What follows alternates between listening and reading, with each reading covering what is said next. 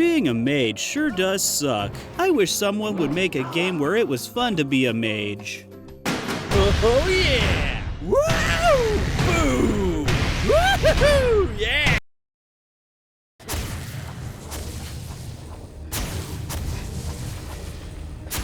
How did this get boring? Let's start from the beginning. This is Lichdom Battlemage, an indie game that aims to make mages fun and badass. The first thing you'll do after starting up a new game is pick a dragon. But I don't see any dragons here. I see a female and possibly one of the most drab male characters I've ever seen, but no dragons. I'm already confused. You were then given your backstory / motivation in a smoky picture format. The best kind of backstory format. And in case you haven't guessed that this guy's the bad guy, well, he's the bad guy. Got the crazy eyebrows and the fire around him, the mustache. Hell, the mustache alone should have tipped you off. The game itself is damn good looking. Thank you, CryEngine 3! And you also get to be lulled by the sweet, dulcet tones of Clancy Brown. Speak to me, Clancy. Speak to me. I've traveled a great distance to face my old enemy. Oh yeah. Oh, and the guy is voiced by Troy Baker. Geez, for an indie game, these guys got some damn good voice talent. Anywho, this guy, whose name is Roth, gives you some magic bracers and tells you to get revenge on the man who murdered your wife. Naturally, you say, okay, and start kicking ass. To do this, you have a few spells at your disposal. Targeted spells, which are just your basic left click. Area of effect spells, which are done by pushing down both mouse buttons. Spacebar makes you teleport around, but can also be charged up to unleash a Nova attack. And right click blocks. But when done at the right time, can galvanize, which is just a fancy word for blowing shit up. Most of your attacks can be charged up for a guaranteed critical hit, which can, oh my god.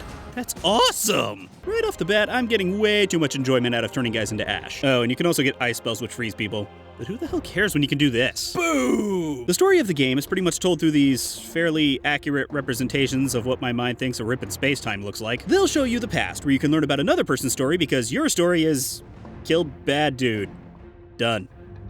It's not very interesting. Oh, and the character you didn't pick ends up being your guide and follows you around. She pretty much just shows up and tells me to do stuff. She's called the Griffin.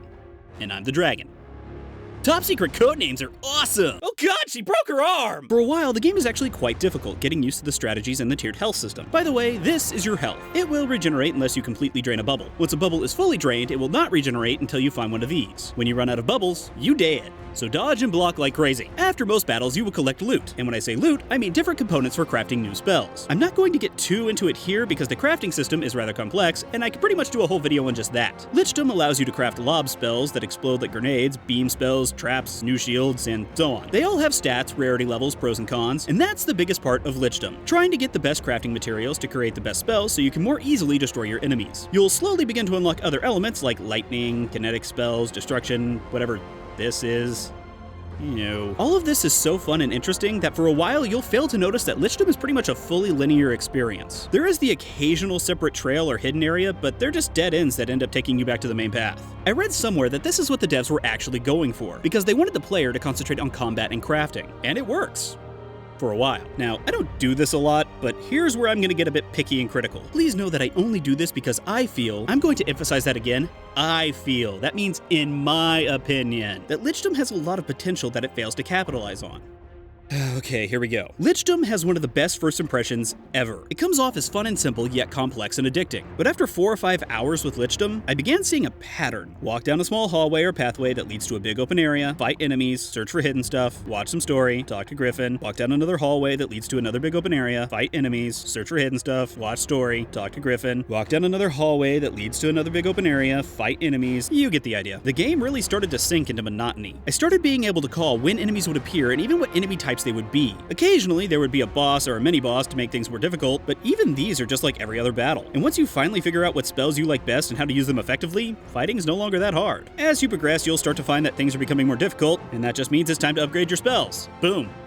Owned. With such a concentration on combat and crafting and with little to no story or exploration, Lichdom feels like they're banking on the fact that to keep the game fresh, you'll want to experiment with all the different spell types and different strategies just for the hell of it. And I don't. Maybe that's just me, I don't know. At 8 hours of playing, I was flat out bored, which is sad because I know there's more to see. The tutorial talks about these spell synergies that I never got to experience, and good lord did I want to see that in action. Maybe I just didn't experiment enough or something, but I never saw one. Or maybe I did. The descriptions are kinda vague. In the end, I stopped playing because I knew it was at the end of the next pathway. Another open area, followed by a fight, followed by a flashback, followed by a chat with Griffin, followed by another pathway that led to another open area. I almost feel as though Lichdom Battlemage is just a super long tech demo for a greater game to come. Now, maybe I'm wrong. Perhaps things change and the game opens up a bit more later down the line. I don't know. But if that's the case, I probably should have seen some semblance of this before hour 8. And say what you will about not giving it enough time. Only 8 hours. It gets better later on. 8 hours is a long f***ing time. I do truly hope that this game succeeds though, because I want to see more. And when I say more, I mean more. My idea to take this series to the next level is to simply open up the world. The devs have created what appears to be a great setting. Let me explore it. A sense of adventure and wonder would help me want to experiment with all these spells you've put into your game. For me, experimentation is just one of the side effects of exploration. Somehow I feel like that's gonna get taken out of context. So there you go. I'd say go ahead and pick this one up, especially if it goes on sale. It has great combat and complex crafting. If you're really into experimenting and maxing out your stats, then this is the game for you. But if you find doing the same thing over and over again a bit boring, maybe wait for a more open-ended sequel. Let's just hope it gets one, because I really enjoy electrocuting and setting people on fire. In-game! Damn it, that's gonna get taken out of context.